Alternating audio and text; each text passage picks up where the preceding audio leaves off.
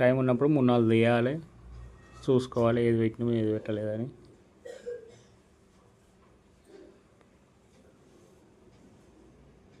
నువ్వు వంగ పడితే అందులోకే వస్తుంటుంది.